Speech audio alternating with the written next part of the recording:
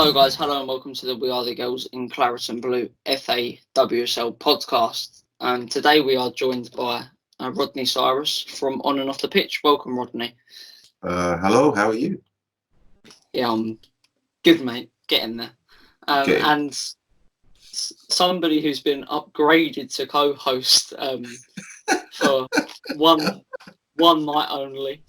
I'm tempted to sing the song One Night Only here. Rich Bice from Bristol City Women's Supporters Society. Welcome, Rich, and congratulations on the upgrade. It's an honour, Reece. Thanks for having me back so quickly. Well, we was only speaking yesterday.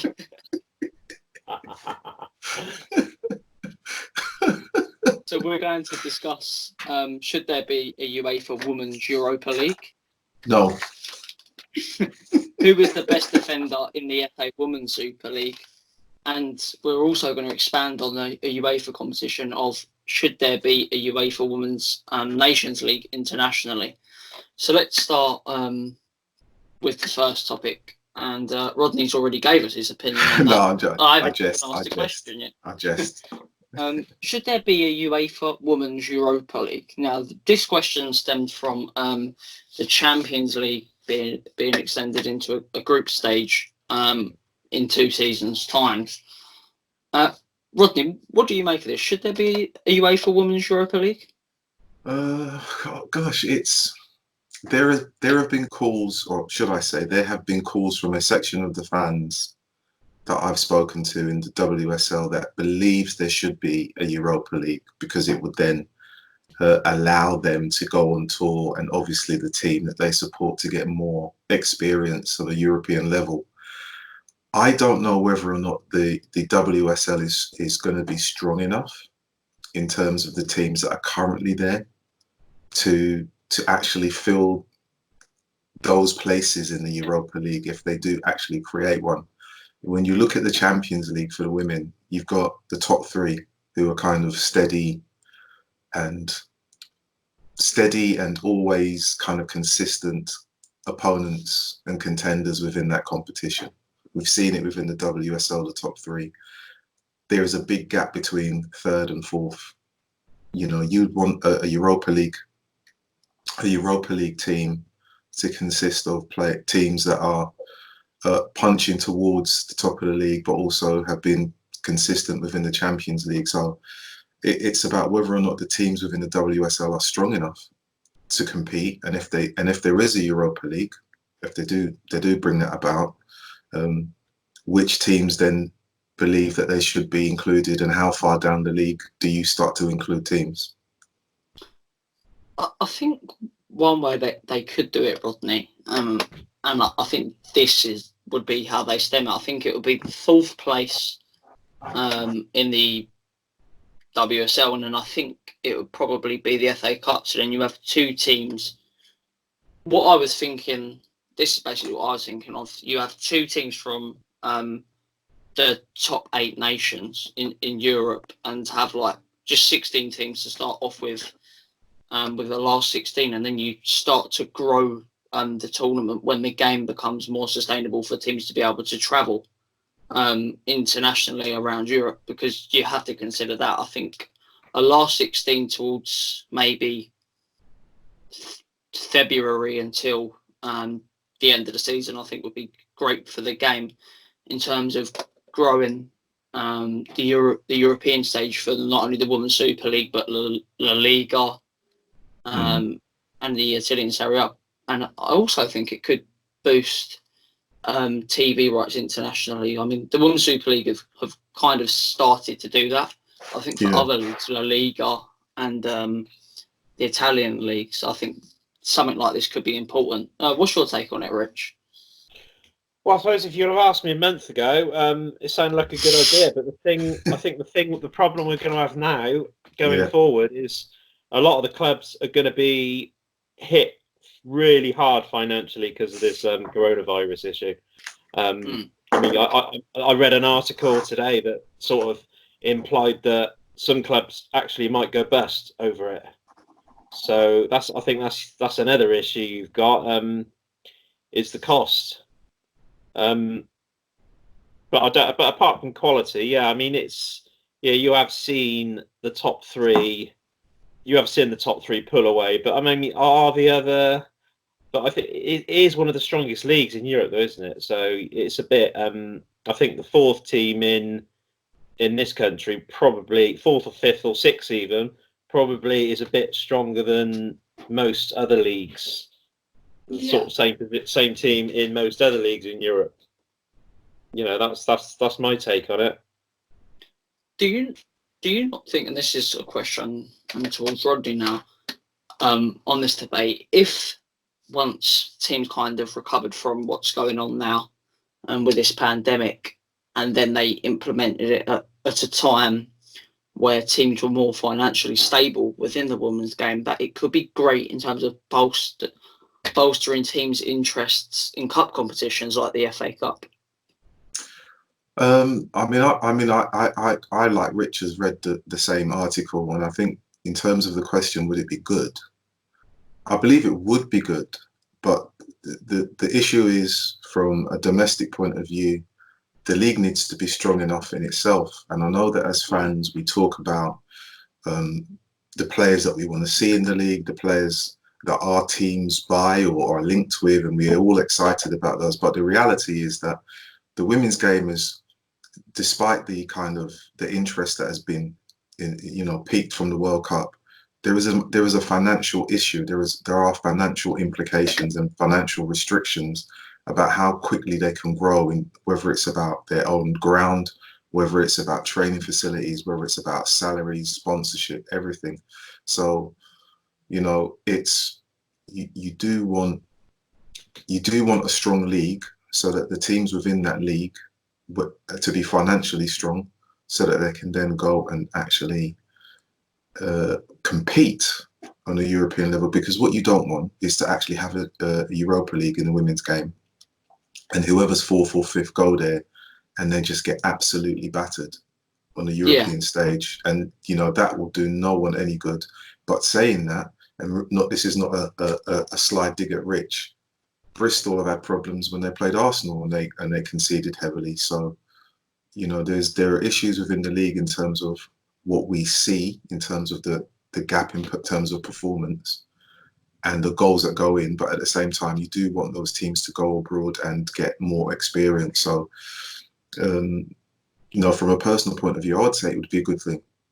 But before we jump into that kind of boat and sail off down the river, the domestic league needs to be really secure, in terms of its grounds, support, everything. It needs to be really secure. Rich, just on a different perspective as well, because I think this as well with my club, West Ham. If Bristol City was to qualify for the Europa League, say they introduced it within 2 seasons, do you think it could ruin Bristol City women's team financially in terms of the financial commitments that come with that? Yeah, I think it wouldn't. They'd have to weigh it up, wouldn't they? Really, because it wouldn't be. It's like, would it be worth entering it? In our current situation, and I don't know. I don't think it would be, to be fair. I mean, we have been in. We have been in Europe. We've been in the Champions League. Obviously, we're not Barcelona, right, famously, but I think they. But yeah, I don't know, because they play a few of these big games. They have played a few of these big games at Ashton Gate, so it depends who we got. Whether we get a decent crowd at Ashton Gate, I don't know. But it's like you say, you're just weighing up those options, isn't it?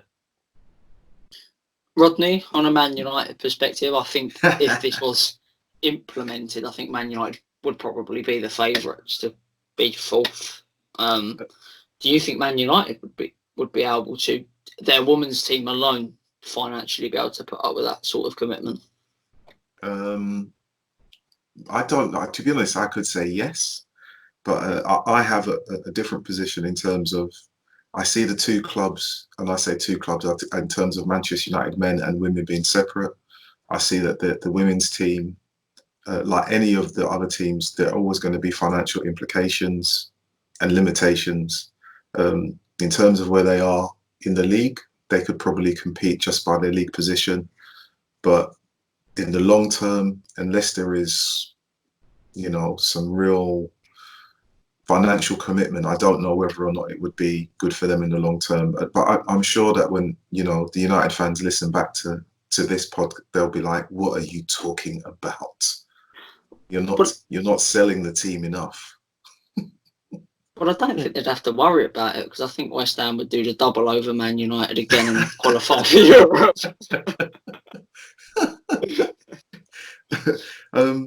Man United, to be honest, Man United are in a good position in terms of where they are. Yeah. But I think for me, to go into Europe, you need to win something first in your domestic league. That's just how I see it. I don't believe this. You need, if there is a Europa League, then it needs to be because of someone who wins. It needs to be a cup. If it was linked to the FA Cup, then I'd say yes. Then if you don't win the FA Cup and then it goes to the next place or the team that didn't win the cup, then you'd say, I get it. But just to give it because someone's in their fourth in the league,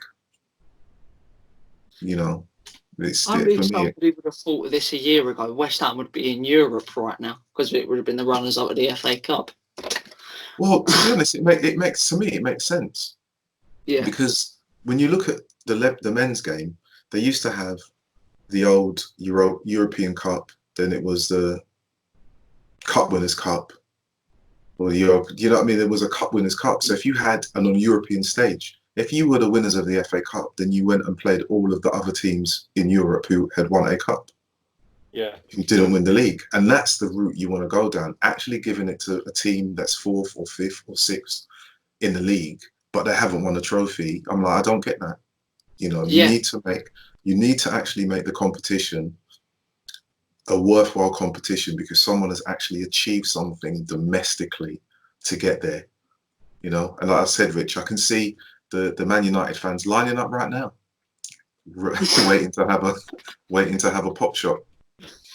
Well, you could even go one further. You could even give the you could breathe some life into the Conti Cup as well. Exactly. You could give the Conti Cup. I mean, because you have to play. I mean, you have to play 6. You have to play about 8 games to win the Conti Cup. You've only got to win 4 or 5 to win the FA Cup.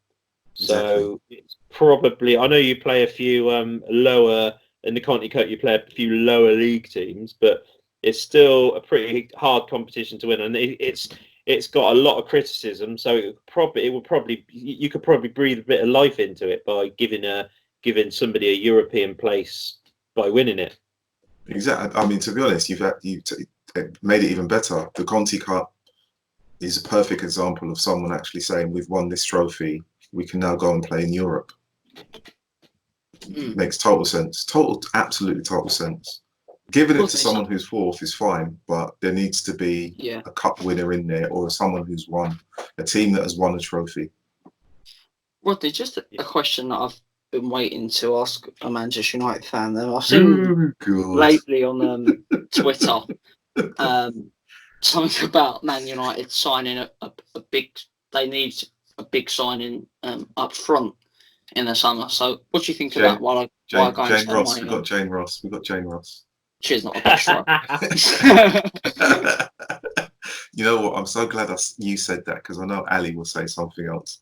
No, they need to make the conversations that have taken place on Twitter began because Chelsea signed someone. Chelsea signed a player, a World Cup player, German, and it just sent kind of Twitter Man United fans into a meltdown in terms of what the club was not doing.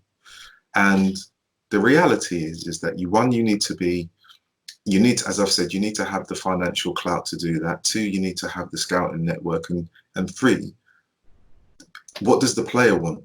Does the player want to go to a team that's just recently been created and hasn't had a long-term history in a top flight football? Or are they going to go to a team that's been established and they have a stellar roster of players and they're going to go in and join? Players have their own kind of minds as well. So in terms of what Man United need to do in terms of signing a stellar player, I think Manchester United, like most clubs, are caught between looking over there at the very expensive shelf and saying, I want that one, or as opposed to promoting your own, and actually, as people, they say they're coaches and managers, find the kids that are in your academy and coach them to success. So it's caught between we're a great club, we've got academy kids, but we want to buy the best. Which one is it? And as Man United don't necessarily have the money, they need to actually think about coaching the young ones and bringing them through, because they bought Jackie Groenen, and I'm going to say to you now as a bet, in a sense, which is a kind of a little bit of a laugh. The player that Chelsea have signed, she'll probably score a goal before Jackie Groenen. That's the reality. That's the reality, is because Jackie Groenen proved that she's not a goal scorer. So Man United of talking about buying a striker, they had a striker in the Championship and they played him out on the wing. She hasn't played us in it. So, who knows what Man United need? I'll be really honest. I look at it and I think you have players that can score goals, but they're not playing in that position. So, it's a mystery.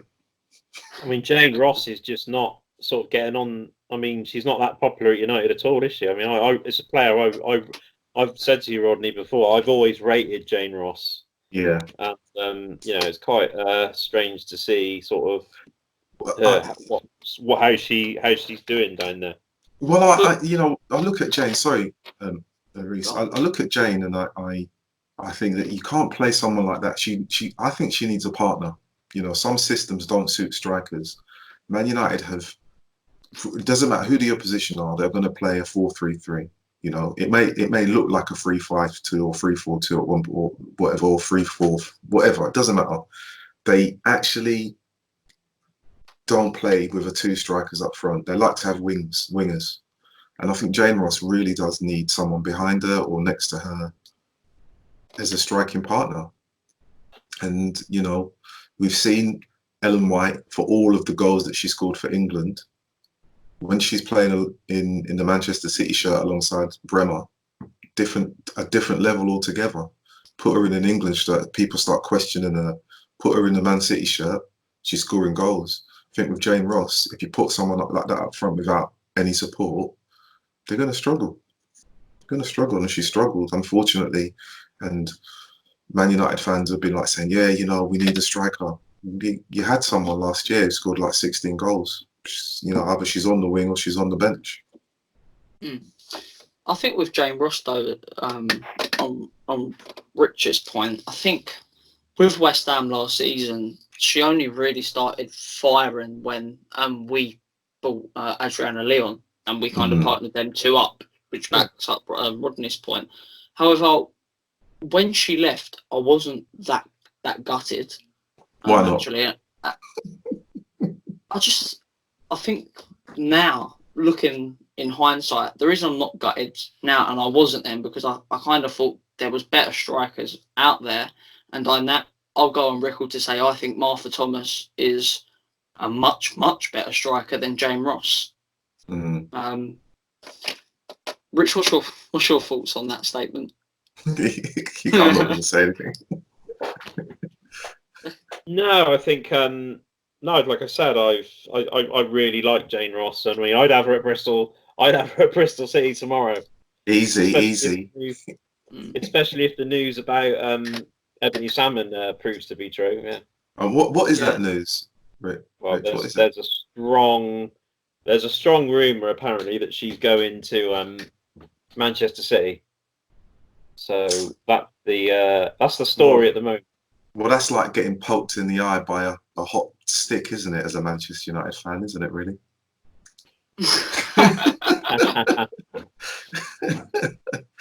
Could have been a hard podcast for Rodney. I know. Martha Thomas is better than Jane Ross. Salmon's going to their main rivals, Manchester City. Not going too well for him. Oh, I don't know. So keep calm. Let's go on to our next topic. And as I read it, Rodney's getting his Tottenham Neville shirt on. Who is the best defender in the FA Women's Super League? Rich, we'll start with you. Oh, putting me on the spot there. The best defender. The best defender. Just trying to go through the. I'm trying to go through the teams actually. Say Gilly Flaherty, Rich. You know, I love Gilly to bits. You know, she's. But we were talking about it the other day. Well, I mean, Millie is brilliant in a Chelsea shirt. She is. I mean, she's as good as anybody. Yeah. But obviously, in an England shirt, not the case. Doesn't work. Well, that's our manager's absolutely useless. So. Wow. No comments. But the Arsenal girls are they're all pretty good, aren't they? You can't really. Yeah, I was going to say that, Rodney. Yeah, she's a good defender. She's steady. I mean, obviously, I'm going to put up. It's not Ashley Neville. Sorry, I'm going to speak up for Millie Turner. You know, I do like her a lot. I know. See, he's laughing. You got to be honest. I do like her a lot, but you know, what you see for your club and what you see elsewhere in the league, people always question and say that the players that you have are the best players. So, you know, I'd say that she's definitely up there in terms of one of the best defenders in the league. But as to say she's the best, you know, it's very difficult to pin that down, because when you talk about Millie Bright for Chelsea, and then like you say, you see her in an England shirt, two totally different people. But for Chelsea, outstanding. You know, Emma Mitchell, you know, you got defenders that can score goals like that, you know, just you kind of like step back and go, whoa. But it's a very difficult thing to say who is the best defender in the WSL, but I'm going to go with Millie Turner. I mean, call me biased though. I mean, Jazz Matthews has come back to Bristol City, and she has been absolutely sensational this season. I mean, she's won. We do this Vixen of the game, and she's won like 3 or 4 of them. And she's been, you know, some of the tackles that she's put in, and you know, she had an absolutely sensational game against Manchester City where we only lost 1-0. Yeah, and that was that was really good. So yeah. The reason I look at Millie and I think that she's a Rolls Royce of a defender. Doesn't seem to be flustered when she's on the ball. Very good at intercepting. Deals with one-on-one situations very, very well. Good feet. Has a trick with her in terms of if she needs to get out of tight spots. You know, and keeps it simple in terms of her passing. I wish sometimes she'd be a little bit more adventurous with the passing out, because she tends to, or that tends to happen from Abby McManus. And I think with Millie, there needs to be something more expansive in her game. And I think if that was to be part of her game, she would be included in an England squad, definitely. Because when you look at the way that Steph Houghton plays and Millie Bright play, they are centre backs that not only just dominate their position, but they actually almost like the playmaker from the back. They dictate everything. You know, Millie's a much better defender than Abby McManus, though, isn't she, Rodney? She is a better defender, but you know, I want to see, for her to go up to the next level. When you talk about the best, you talk about club by club. If you talked about like Millie Bright, you need her to do more in terms of her distribution. That's what I'm saying, you know, personally. And people may say that I'm wrong, but that's what I see. And the odd time when the ball has been played out by Abby, they've been intercepted. And I think sometimes as a defender, you need to know what you can and you cannot do.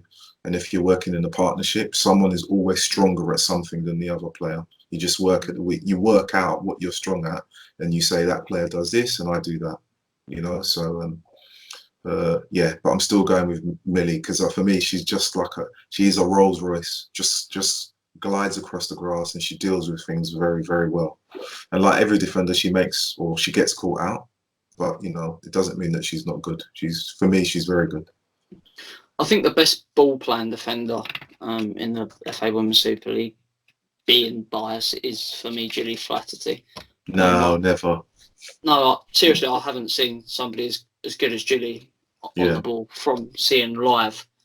Yeah, I would say Williamson is near her, but I seriously just don't think it. Well, in terms of best defender, I probably would say Leah Williamson from what I've seen live and in person. Because I think what she does really well is she gets in front of the striker and intercepts well. Her distribution of the ball is fantastic. She actually starts, if you watch Arsenal, she starts off. She actually starts a lot of their attacks. Yeah. And she's actually one of the reasons why Miedema's darting runs are so effective is because Leah sprays the ball out wide and gives Miedema that chance to make a run into the box. So I would probably say Leah Williamson. However, yeah, don't worry. Listen, I mean, I mentioned Leah Williamson before, and I thought, before there's anyone is a London bias, you've got to kind of be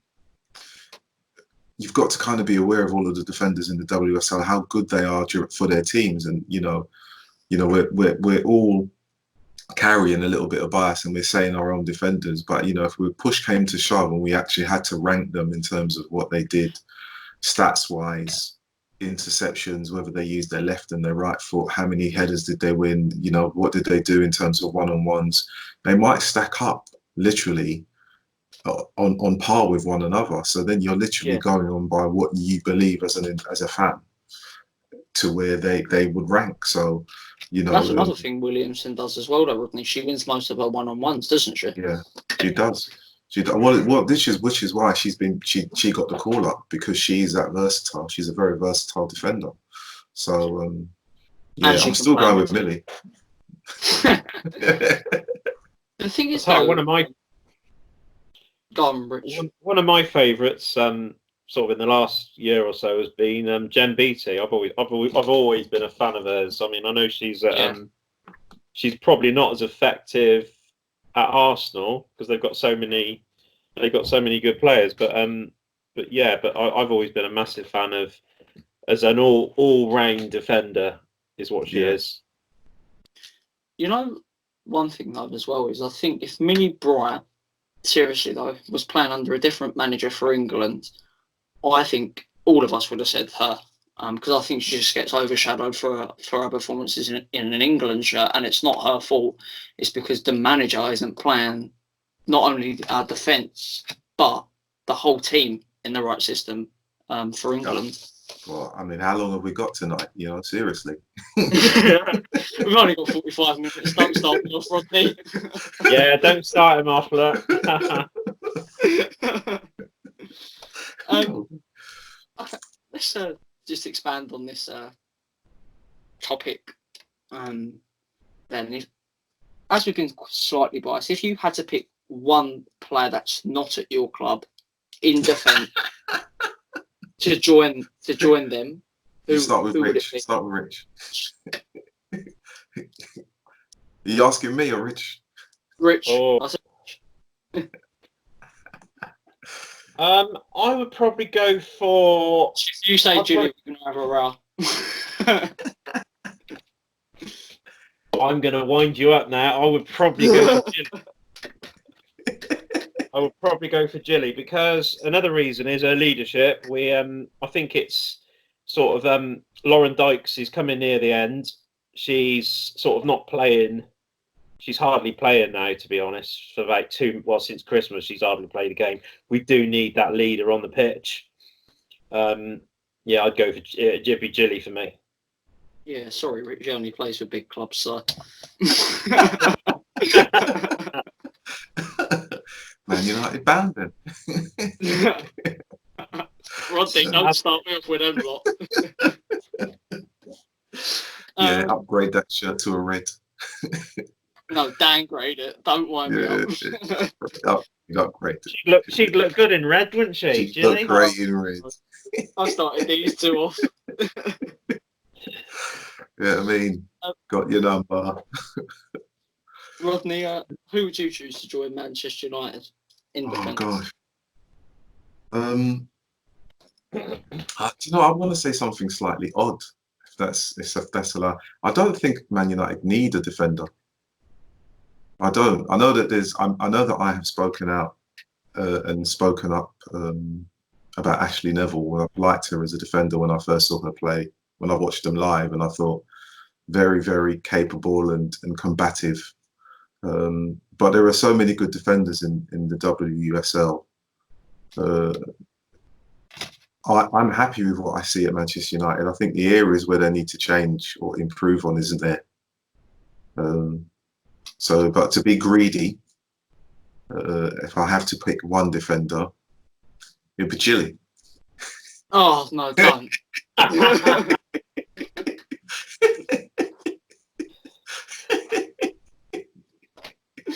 Ali is going to absolutely kill you tomorrow when she listens to this. Get that red shirt on. Get that red shirt on. She's got a choice to make then, hasn't she, Gillian? Where's she going to go? Manchester? Where does she want to go? Manchester or Bristol? Well, I think Matt will agree on this. I think she'd rather stay at West Ham than join any of them two clubs. Look, come on. There's always the prospect of a Europa League game, you know. It's all about Europe. It's all about Europe. Fourth spot. I'm really having to bite my tongue now. That's what happens when you're hosting. You got to join West Ham with Gilly. If it wasn't FA Women's Super League, I'd probably pick to bring Brooke Hendricks back. I mean, I'd love to see her in a West Ham shirt again. She was absolutely fantastic for us when she was with us, and before she left, she was probably in prime position and in pole to get Hammer of the Year. But unfortunately, Brooke left for the NWSL. But in the Women's Super League, if I had to pick one defender, well, it wouldn't be anybody from Man United because they're Bristol City. No, it would probably be Leah Williamson because I think her and Gilly the two best ball playing defenders, and Leah has got potential as well when you speak about her to improve, and the fact that she's that good already at that age and she has such potential to improve. I mean, if she played for West Ham, she'd probably make us the top 4 or 5 teams because she's that good of a defender. Ah, well, would she go there though? Yeah. Obviously, she likes to wear red, you know. So. You're really trying to wind me up this podcast, ain't you? A full red shirt is always better than one that's not mould lined.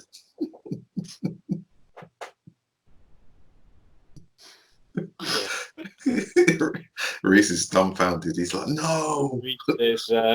Reece is speechless for a change, isn't he? I'm actually considering kicking you two off. Yeah, we won't be. We're going to get escorted out the building, Rodney. I think, aren't we? At this rate, I think we are.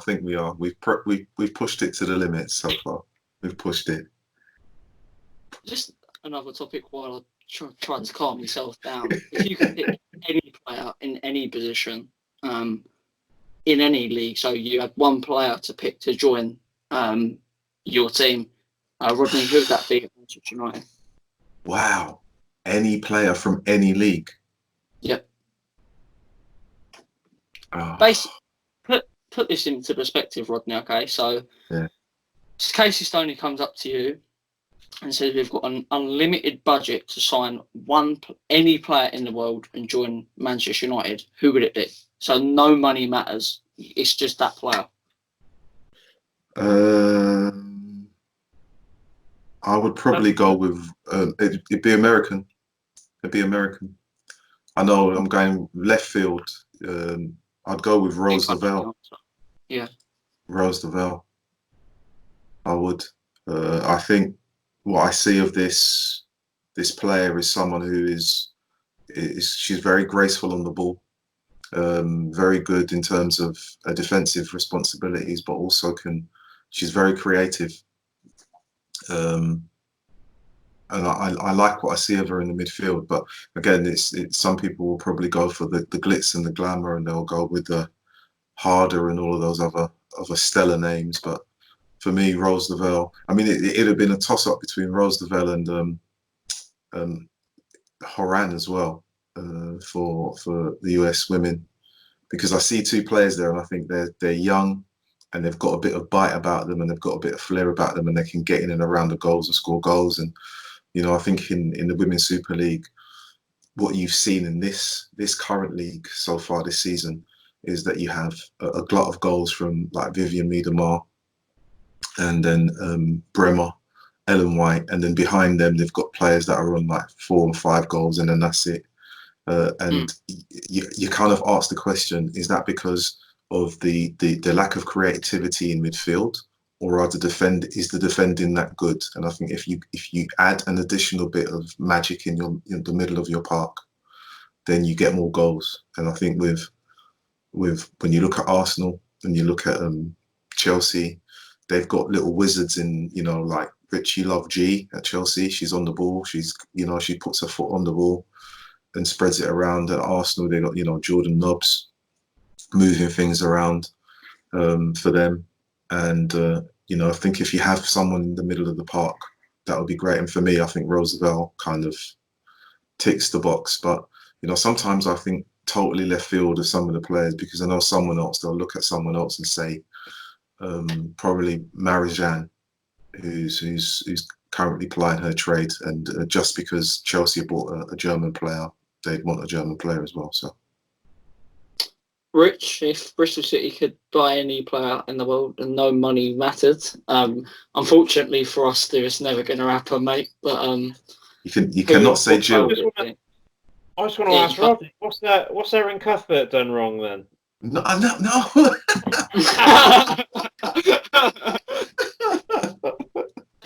You were a hero. She was your hero. She hasn't responded to my tweets. That's what she hasn't done. I'm slighted. No, I like. Do you know the thing is, I like Erin. If you asked me to create an all-star team, then Erin and Rose Lavelle would be in it, obviously. But I can only. You said from anywhere in the world, and I thought, you know what, it's easy to go and look at a player within the WSL, but you didn't place those restrictions on me, so I went, as they say, I went large. Yeah, for me, it would be a toss-up for me between Juliet. Yeah, she's the boss. Or G. I mean, G is phenomenal. She knows the league inside out. She's been sort of ploughing her trade for Chelsea, and just she's been brilliant for the last God knows how many years. Yeah. But then again, Juliet is Juliet, and she's probably one of the best players in the world. Yeah. And it's a position. I mean, our midfield's been awful this year since obviously Julie Beesman's left. I mean, that's the difference. I mean, that's the sort of player. I mean, obviously Julie Beesman is she's great. She was a good player, but she's obviously not in Ertz or G's class. So that would, that's who I would probably go with. And I don't know. Part of me wants to lean towards G because she knows the league inside out. Yeah. But I'd have both of them if I could. Well, there you go. Did I get to get Rose Lavelle and Erin Cuthbert? So, win-win. Yeah. Yeah. With West Ham, I'm trying to think of what position we're weak in. You want Jane Ross back? Is that it? No, definitely not. What? Don't be like that.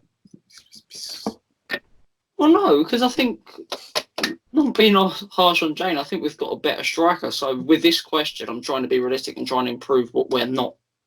What we need to improve on the pitch. However, I can't think of one.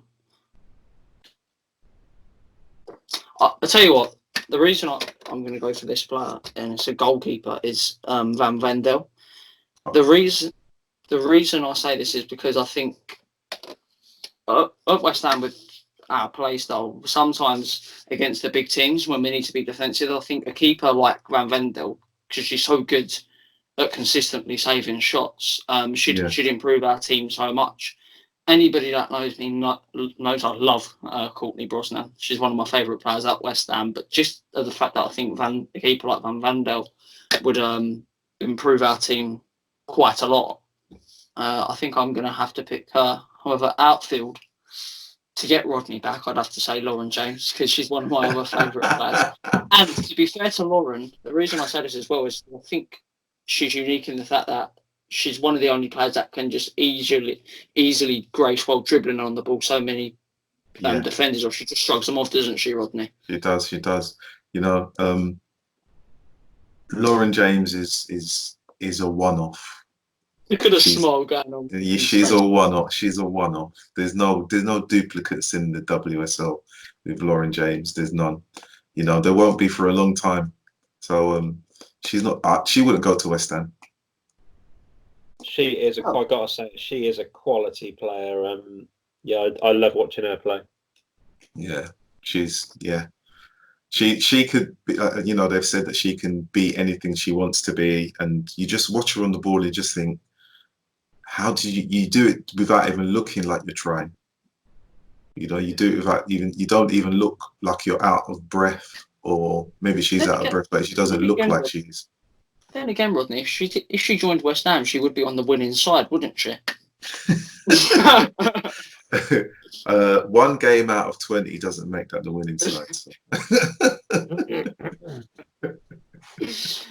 Me and Rodney just fire at each other. Rich is like going, no chance. Oh gosh, no chance. Okay, let's go on to our final topic of the night before me and Rodney wind each other up a bit too much. Should this is international now? Should there be a UEFA Women's Nations League? Now, I'm going to tell you the reason why I say this. I think something happens is there's too many international tournaments around March with the Sheba Leagues, the French Cup, I can't remember the name of that, the Algrave Cup. And I think maybe putting them together in a UEFA Women's Nation League with the winner qualifying for the Euros would be better for our game to have after the seasons finish every 4 years in between probably the Euros and the World Cup. That sort there, I think it would be much better.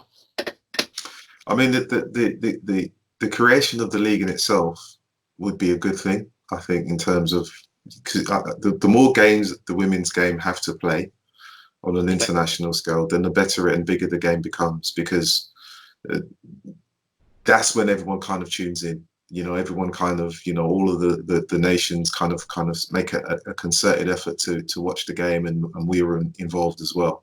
So that would be a good thing.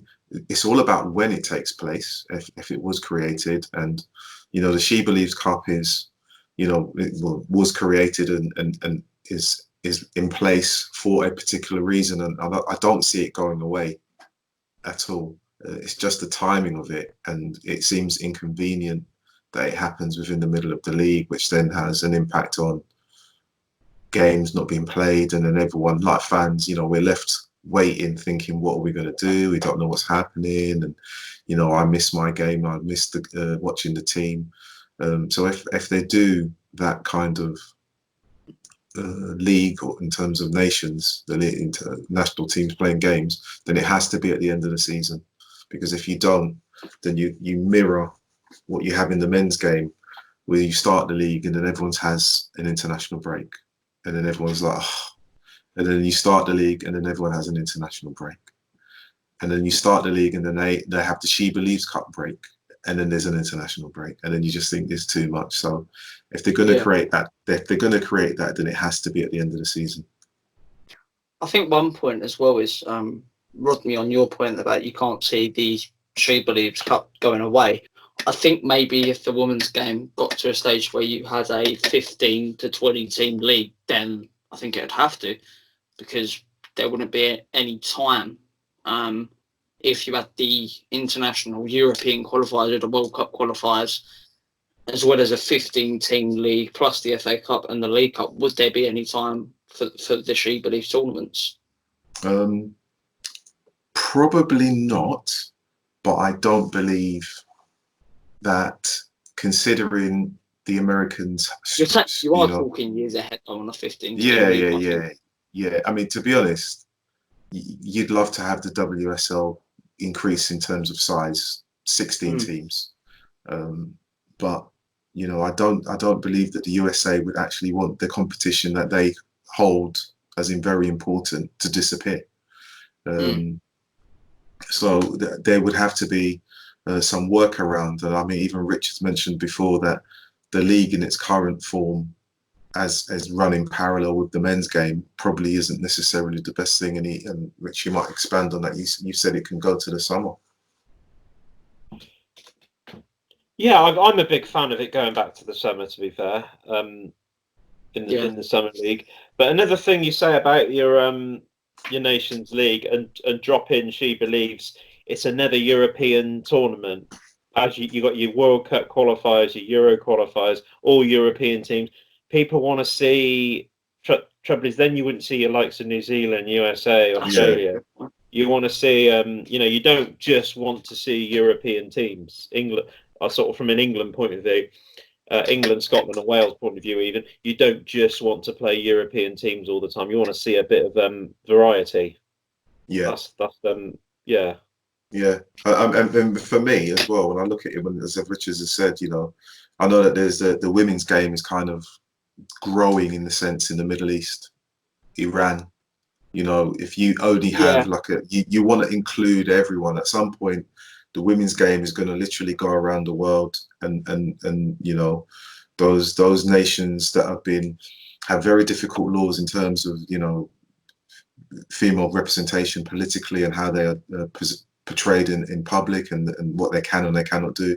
In terms of the world of sport, it's like a little bit more freedom, and football has been used as the tool to kind of make changes, and I don't see it being any different for the women. And if you make it a kind of Eurocentric kind of competition, you then it's like, look at us, and then everyone else is on the outside looking in and feeling, why are we not a part of this? And so, I mean, if it does take place, it has to be at the end of the season. But I don't see the She Believes Cup going anywhere at all.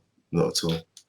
So one thing that I've gathered from this chat, now all of us three have put our point of view across, is I think on my point of a 15-team league, would there be time for the She Believes in March? And then following on from Rich's point about you don't always want to just see the European teams. Maybe if you did have a 15-team league, move the She Believes over to the summer, and then had maybe the top 15 FIFA ranked, the 16 top ranked teams buying from FIFA. I think that would be better for the women's game, because the UEFA Nations League is a unique tournament in the men's game, and the She Believes is a unique one in the women. So maybe that would be the conclusion. I mean, that sounds like an option. It's whether or not the powers that be would go with it, because at the end of the day, it's always going to be about the pecking order, who has priority, where are the competitions ranked in terms of importance, the money, the revenue, and obviously access to pitches, and who will be willing to allow their grounds to be used at those key points throughout the year. So it's all of those things come into play. But in terms of increase, for me, if they increase the Women's Super League, and then you then start to look at what happens next beyond that. So from a European point of view, from an international point of view, it's all scope. But as Rich mentioned before, considering this current pandemic, who knows what's going to happen in terms of the domestic situation, whether clubs will be around, whether they'll still be linked to the men's game, or in terms of the sister or parent club, how that's going to work, we have no idea. It's just a lot to kind of get your head around at the moment.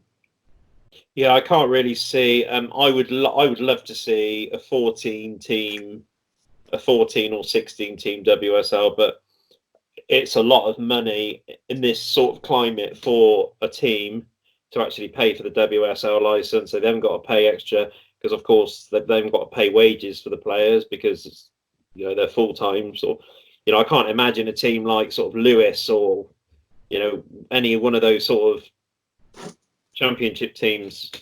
It would be a lot for them to do. So yeah, it's. I think we're sort of in. I think we're a little bit in limbo at the moment, aren't we? When it Yeah. comes Yeah, we are. where the game, what not? I mean, where life. I think where life is going, but as you know, you could probably say we're in a bit of limbo in sort of in the game as well. Yeah, definitely. Talking on that point, Rich, I think not only in football, after this pandemic, I think in life, I think a lot of things are going to change. Yeah, absolutely. I mean, there's just so much uncertainty, isn't there? I mean, sort of like we're talking about fans last night. You know, fans going to the games. A lot of fans probably won't be able. A lot of people are out of work at the moment. I mean, our people. I know it's only sort of. It's not much. Just it only costs £7 or £8 to get in, but will fans still be able to afford to go and watch football? You know, you got that. You got it's the whole picture, isn't it? Yeah. You know, one thing that we could discuss before we end the show is I was on American Hammers just speaking about the West Ham men's team, and they asked me quite a bit about West Ham women, and one of the guys on there said, don't you think the fact that in terms of families they won't be able to go and afford to watch the men's team if we did keep to a winter league in the women's game, would that boost the women's games in terms of fans going there? Because as a family, the women's game is very affordable right now. Rodney, we got your point on that first. I think when it comes to afford,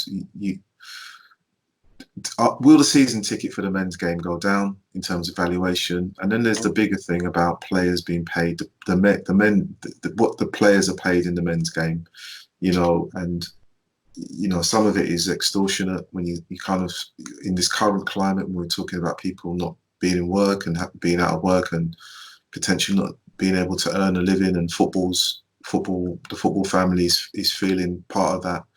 You know, I don't understand how some aspects of a football club can have so much money go one way and it not the other. So yes, it will be difficult for families to go and watch football because of the financial implications, whether they are themselves impacted because they've been out of work or they haven't got access to revenue like they had before. But it kind of says a lot about the way football is run, that they've come to this point, and is what you call almost the neglected child. You know, they are your child by name only, but not because of care or love. And there's that aspect. You look at it in terms of the women's game, you say, you've got our name, but, you know, you fend for yourself. And I look at it and I think, I don't get it. I just don't get it, considering the amount of money that any particular top flight footballer is on. Imagine 200 grand a week.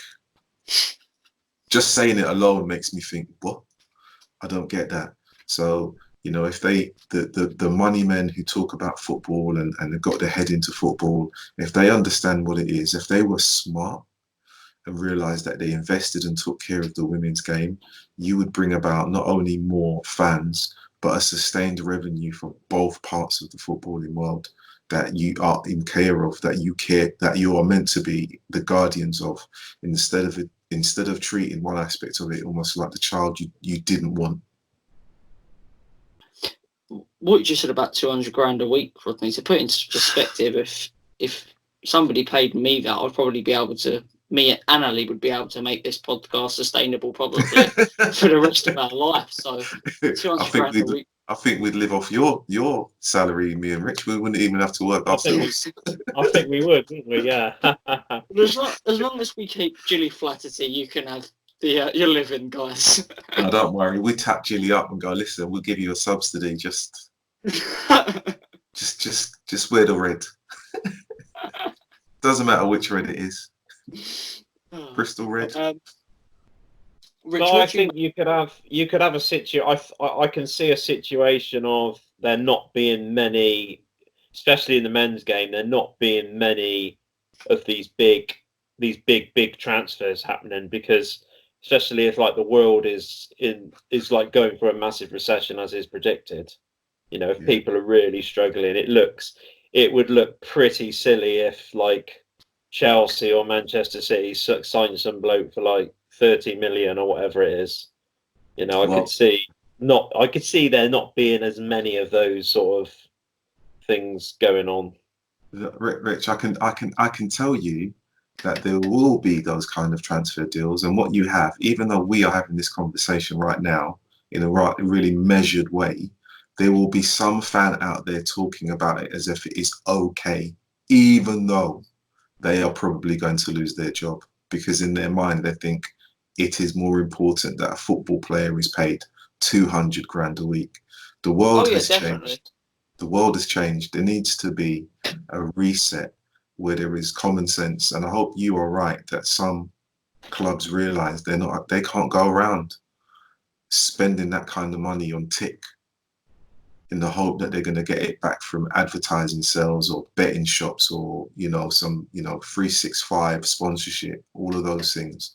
Football across the board, whether it's men's game, the women's game, they need to kind of look at it in a totally different way and say, if we're going to do this for them, we need to do this for them, and be balanced. Yeah, absolutely. One thing as well that happens a lot around my age group and when I'm like around college and stuff, Rodney, is when our age group now, where we've been brought up with players on this sort of money, I hear kids go, well, he's only on 100 grand a week. And luckily through my non-league backgrounds, I kind of think, what are you on about, only on 100 grand a week? So I think your point about people thinking it's more important that their football team has a player on 100 grand a week probably relates more to my age group because we're so used to it. Yeah, I don't think it's just about age. I think it's about a mindset that people have, and they are they're so kind of entwined and embedded in the club's ethos and ideology that they only see what they think is right. And sometimes, you just have to take a step back and look at things logically. That's all.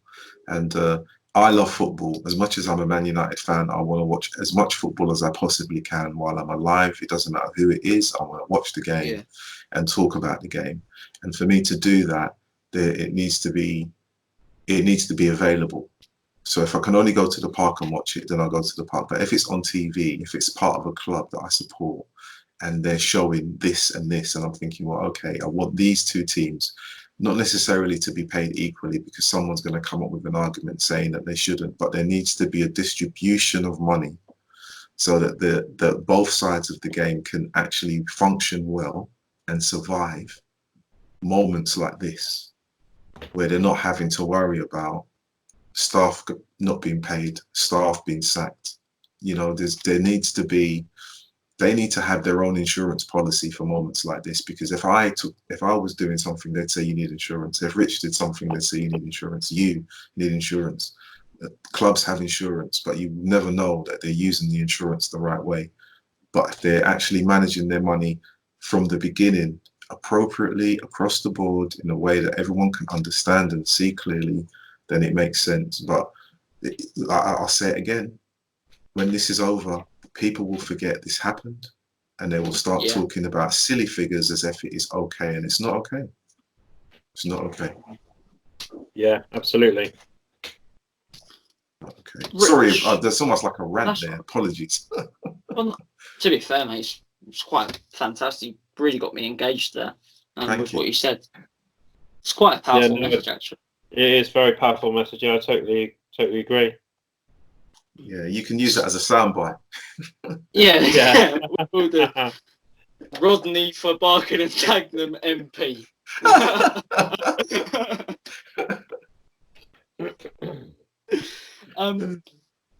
So let's end the podcast on this topic.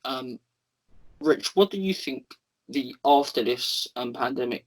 What do you think the situation in women's football will be? Well, like we said, like we've been going on, it's definitely a worry. There will be men's clubs will be struggling, and my massive concern is the first thing that's going to be cut, the women's team.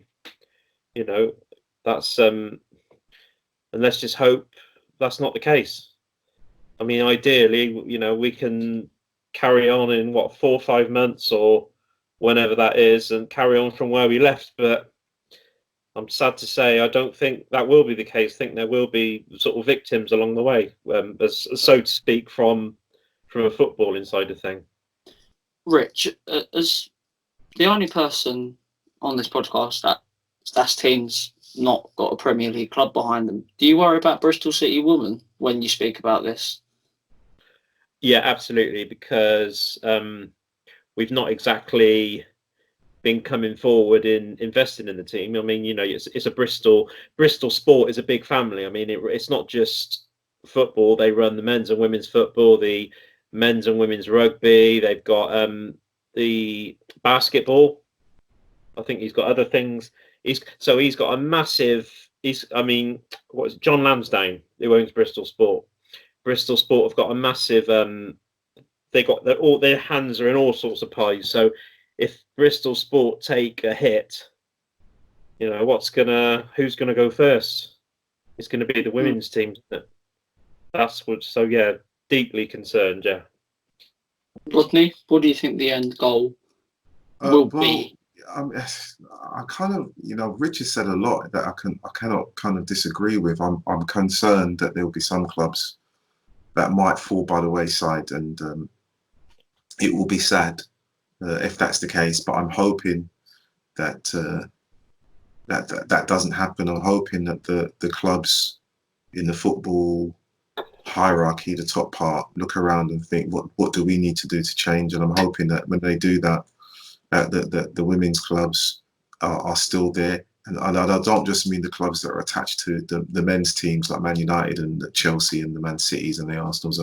I mean the Bristols. For me, when I look at Bristol as a WSL club, that part of the world is the only part of the world that doesn't have a Premier League team in the men's. And I know that part of the world. I've been there quite a few times, and it's got such talent, and the people there are so into their sport. They need to have a women's Super League team. They actually need to have a Premier League team. But if they don't have a Premier League team in terms of the men, then they definitely need to make sure that Bristol does not fold. If they get relegated, they do not fold. They are still going, because it would be, for me, criminal if that happens. Criminal.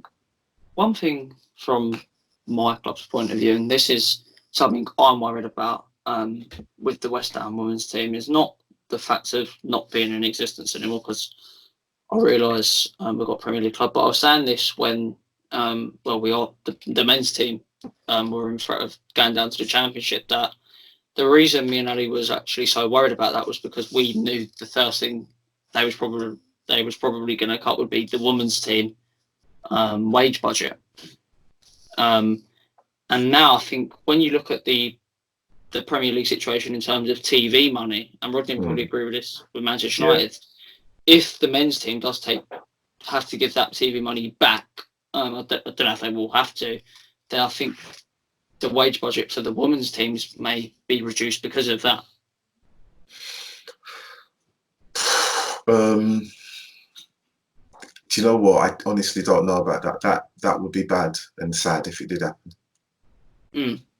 I think that the men's teams can take the hit financially. They can take the hit because what they were, in terms of the money, they haven't had that money come in, or if they have, and they've not been able to fulfill the league games.